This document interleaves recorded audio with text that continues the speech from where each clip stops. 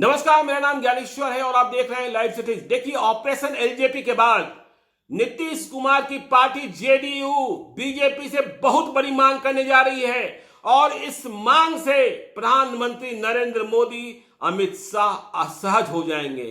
कहीं कंफर्ट बचेगा ही नहीं बचेगा, क्योंकि याद रखिए, एलजेपी के सांसद बीजेपी के खाते में नहीं गए, एलजेपी के सांसद जेडीयू के खाते में गए हैं, जेडीयू के साथ गए हैं। चिराग पासवान तो हमेशा बीजेपी का ही गुण गाते थे, इसलिए जो वहां से टूटे वे नीतीश कुमार के साथ हो लिए। और अब नीतीश कुमार की पार्टी जो कहने जा रही है मोदी कैबिनेट के एक्सपेंशन के पहले कि हमें हक की हिस्सेदारी चाहिए, हक की हिस्सेदारी केंद्रीय मंत्रिपरिषद में, और हक की हिस्सेदारी 2 या 3 मंत्रियों से नहीं होती है। इस खेल को समझिए, इस गणित को समझिए, जेडीयू के लॉजिक को समझिए। बीजेपी परेशान होने वाली है, मोदी के सामने बहुत ही गंभीर चुनौती पैदा होने वाली है। 2019 का चुनाव याद कीजिए, लोकसभा चुनाव याद कीजिए, बिहार के 40 लोकसभा क्षेत्रों को याद कीजिए। नतीजे आए तो 16 लोकसभा क्षेत्रों में जेडीयू को जीत मिली, 17 लोकसभा क्षेत्रों में बीजेपी को जीत मिली, 6 लोकसभा क्षेत्रों में एलजेपी को जीत मिली और 1 में कांग्रेस को।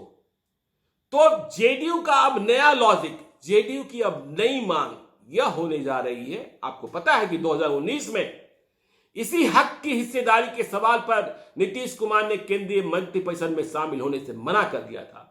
उन्होंने कहा था कि मुझे सांकेतिक, मतलब जेडीयू को सांकेतिक हिस्सेदारी नहीं चाहिए, हक की हिस्सेदारी चाहिए।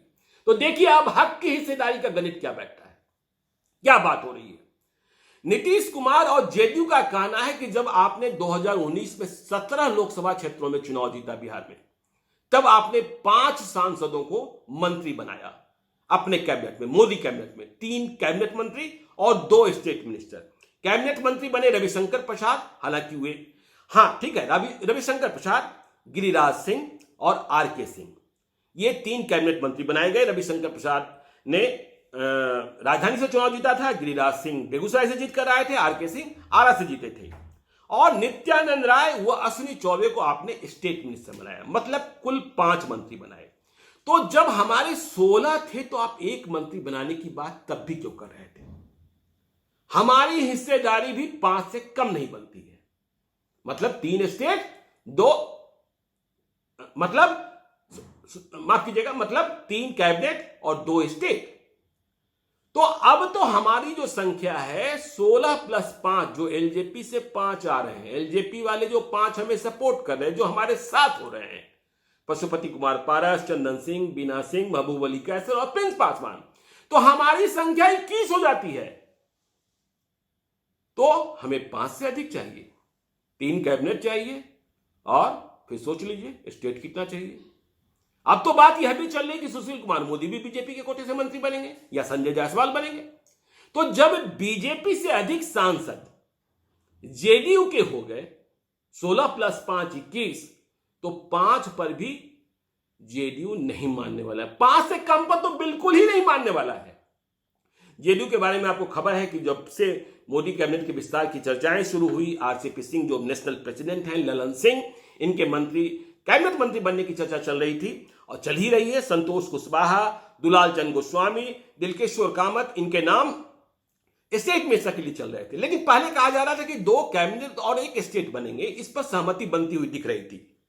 पर अब इतनी बड़ी चाल चली है, इतनी बड़ी तैयारी के साथ जेडीयू मैदान में आ गई है कि मोदी को सोचना पड़ेगा, अमित शाह को सोचना पड़ेगा कि जब आप 17 पर 5 बनाएंगे तो इनके 21 पर कितने बनाएंगे।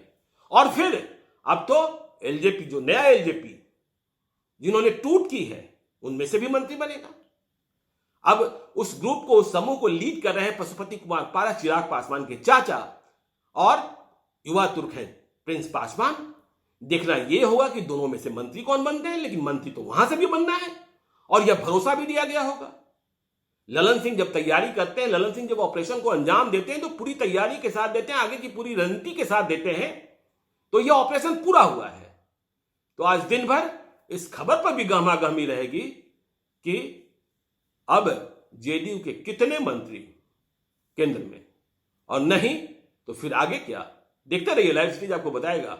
यदि अब तक आपने हमारे यूट्यूब चैनल को सब्सक्राइब नहीं किया है, जरूर कर लीजिएगा। और यदि इस वीडियो को फेसबुक के माध्यम से देख रहे हो तो पेज को लाइक कीजिएगा, ट्विटर पर भी फॉलो कीजिए। धन्यवाद।